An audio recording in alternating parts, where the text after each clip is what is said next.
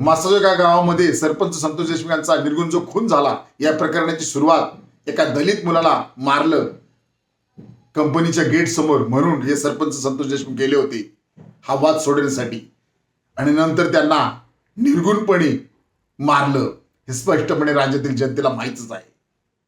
आणि वाल्मिक कराड हे फक्त मंत्री धनंजय मुंडे यांचे मित्र नसून त्यांचे संबंध हे निकटचे आहेत. सांस्कृतिक, सामाजिक, शैक्षणिक, राजकीय संबंध आहेत.